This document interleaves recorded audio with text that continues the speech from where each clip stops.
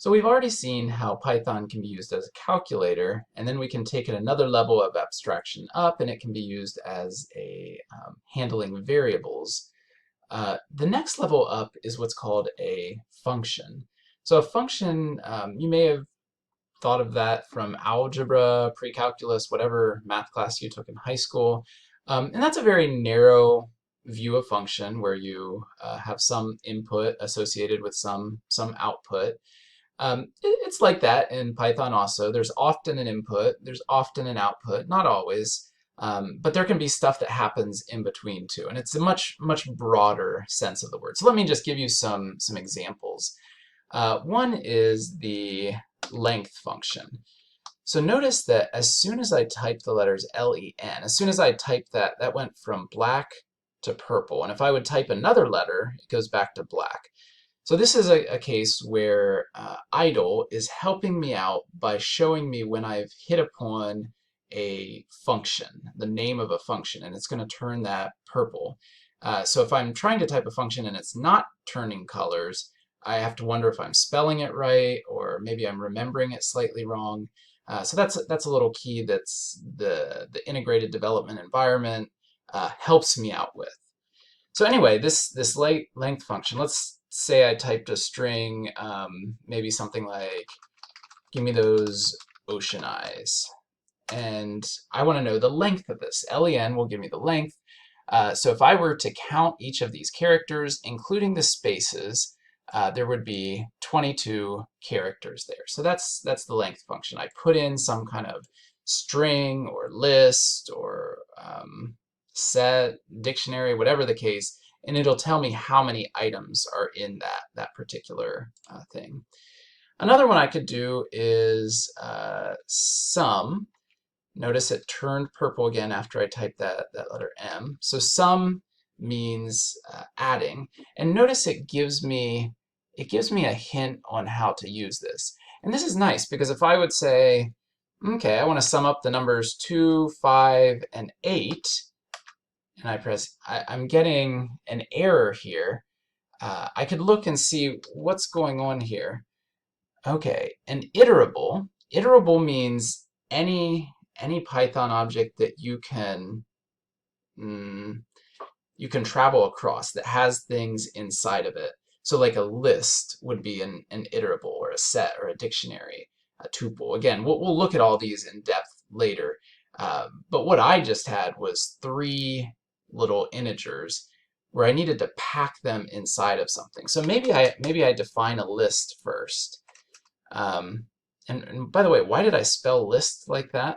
Well, look what happens when I spell list like this. It's a reserved function. It's a built-in function in Python. And I don't want to overwrite that function. That would I could like actually make the Python function do something different while I have the shell. I mean, it would reset once I reset the shell, but there really is no need to do that. So what I'm going to do is just give it a name that sounds like list, but isn't one of those reserved function words. And I'm going to put those 3 numbers, 2, 5, 8, in a list. Notice I'm doing the same 3 numbers here, and I make it into a list by these square brackets. Again, we'll talk more about lists later, but just to give you a little preview. And now if I would do sum, and I would just type in list, it would actually add them up. So 2 plus 5 plus 8 will give me 15. So these are both examples of built-in functions in Python. Now, Python does have a nice set of built-in functions. It also has the ability to pull in other functions. So in fact, I can pull in entire modules of functions, and we'll get to that later also. But what I want to talk about now is you can actually create functions too. You can define your own functions. And when you do that, there's a very particular structure that you should follow. And that is starting with def. And notice how it turns color here. Because again, this is reserved for something very special in Python. It says that we're defining a function. and then you put a space, and then you put the name of your function. I'm just going to make one called double. Notice again how it turns a different color here.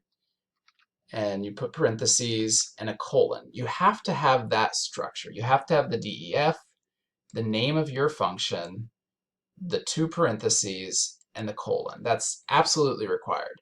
Now you may or may not have something inside here. Maybe I'll put in an X just to show you what this does when we have some kind of input. You can have multiple inputs, and you can have no inputs also in a function, but your inputs will go inside those parentheses. So that's the first line. That's what it looks like. And then if I press enter, I could make it do some other stuff, but right now I'm just going to go straight to the output. And again, notice it turns the same color here as the DEF. This is like the beginning of the function. This is like the doorway into the function. And this is a doorway out of a function. A return is like an exit door outside of a function. Once you leave the function, you won't continue inside the function. Now you might be able to call that function again, and again enter through the entrance door, but it really is an escape out of the function. So let's say I want to double whatever I had here. How might I do that? If I want to double something, if I want to multiply it by 2, well then I'm going to put 2 times whatever I put into the function. Well, that thing that went into the function, we just called it x, and so I just call it x here. Now in algebra, you would typically write this for 2x if you were doubling x. So this would just give you an error, and that's a common error that you'll make early on when you're trying to program based on things you've seen before in math. This one is commonly made. So we do need a multiplication sign there.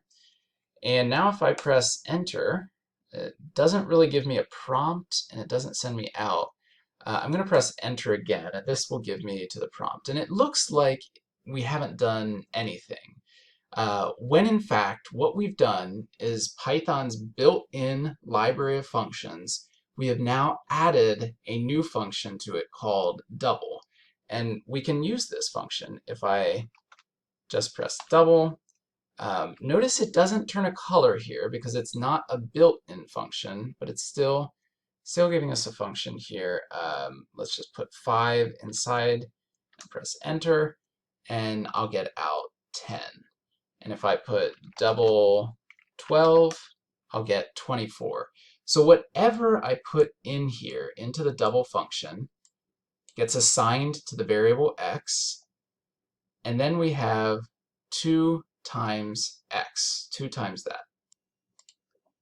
Now here's a question. What if I would have a string in there? So let me put those oceanize in there, okay? What is that going to do? Well, let's think about it before we actually try it. So it's going to call the function double. Whatever is inside the parentheses is going to get assigned to the variable x. So now x will equal oceanize. Instead of x equaling an integer like 5 or 12, x is going to equal the string oceanize. And then we return 2 times a string. Well, does that even make sense? What's 2 times a string? Guido van Rossum, the creator of Python, as he was on his Christmas vacation a few decades ago, thought, you know, I could make that an error, or I could just do the logical thing and just put 2 copies of that string together. So that's what it does. So the cool thing is this function here actually works for integers, and it works for strings. What if we would put it list in there? Double, and we're just going to put this list of 3 integers in. What's that going to do? Well, that makes sense too. You just make 2 copies of the list and put it inside a single list. So we've just created a function. Now do notice if we restart the shell, so I'm going to shell restart, and now I try to do double of 7, for example, it'll say, I don't know what this function double is, because as soon as we restarted the shell, we erased that function. So later on, we're gonna talk about how to handle that. In fact, let me show you right now the basic idea of how we handle that is instead of doing everything inside the shell, we create a file. So if I go to File, New File, it will pull up something, and here I might do the very same thing. Notice that I can type as many lines as I want. I can press enter whenever I want. As I'm creating a file, I have lots of options. It's not going to actually do anything until I go to Run and then Run Module. And then I'll have to save it.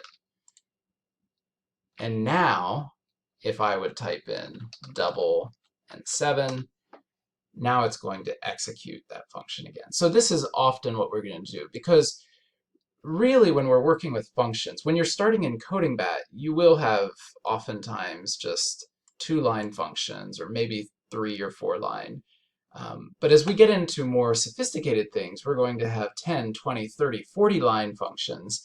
And we certainly couldn't do that in the shell. Plus, we lose track of where we are.